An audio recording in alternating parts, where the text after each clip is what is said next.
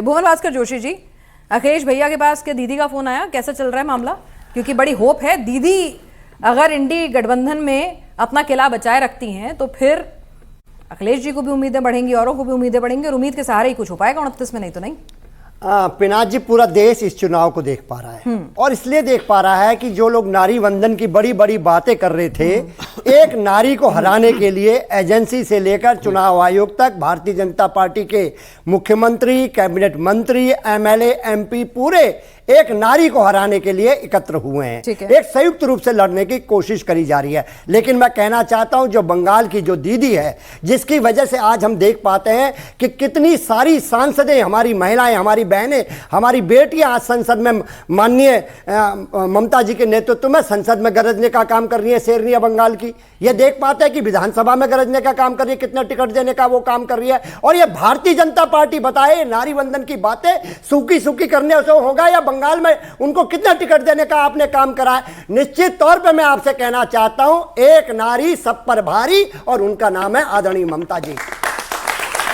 ममता जी ने जिस प्रकार ममता जी ने लड़ाई को लड़ा है और जिस प्रकार दिल्ली के न्यायालय में आके उन्होंने लड़ने का काम करा, ये इतिहास बनाने का काम करा है कि जब जब इस एक देश की नारी ने हमेशा आगे बढ़कर ऐसी ताकतों को हराने का काम करा। और मैं पूरी तरह आश्वस्त हूं कि 4 मई को बंगाल में आदरणीय ममता जी के नेतृत्व में सरकार बनने जा रही है। और भारतीय जनता पार्टी कितने ही प्रलोभन दे दे, कितनी बातें कर ले, कितना डिवाइड एंड रूल कर ले, निश्चित तौर पर इनकी हवा निकल गई। और अभी मैं सुन पा रहा था भारतीय जनता पार्टी के प्रवक्ता साथी को, ये बात कर रहे थे बलात्कारियों की, आप बात करेंगे सैकड़ों की। आप बात बताइए कि किसने उत्तर प्रदेश में लूटने का काम करा, अस्मत बेटियों की लूटने का काम करा। आप भूल जाएंगे दिल्ली में पहलवान बेटी को कैसे घसीटा गया, ये देश भूल जाएगा। वक्त है, होल्ड कर लीजिए ना, भूल जाएगा। सर 27 में वक्त है। पहलवान बेटियां तब हमारी बेटियां हो गई जब वो मेडल। सर ये गुस्सा 27 के लिए बचा लीजिए ना, सड़कों में घसीटा गया।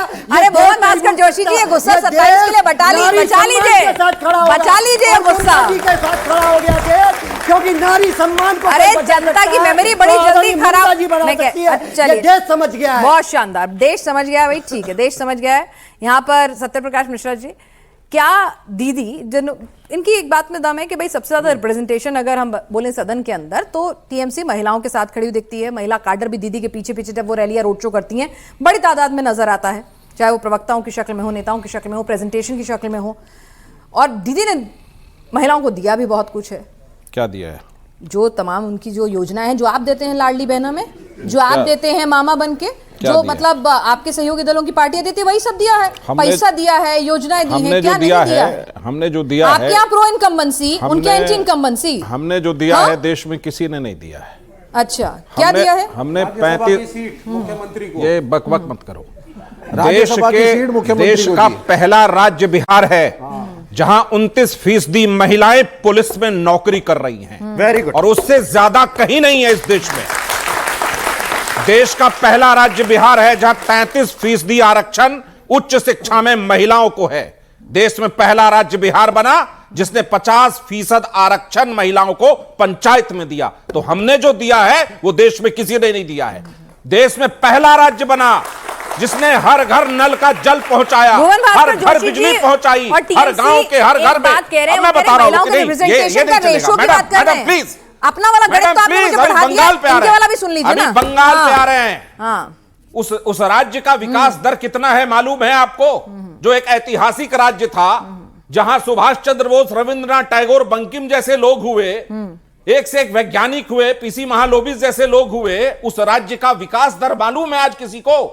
उसका राज्य में जीडीपी में 10% योगदान हुआ करता था, घटकर 6% हो गया है। यह है उसका विकास दर। जब आप राज्य को पीछे ले जा रहे हैं आर्थिक तरक्की में, तो ममता दीदी, ये दीदी दीदी बता रहे थे, दादा को दीदी बता रहे आजकल, जो वहां दादागिरी कर रही है। और वो तमाम महिलाएं जो कह रहे कि शेरनी की तरह चीख रही थी, हमारी एक बच्ची आरजी कर हॉस्पिटल में मार दी गई।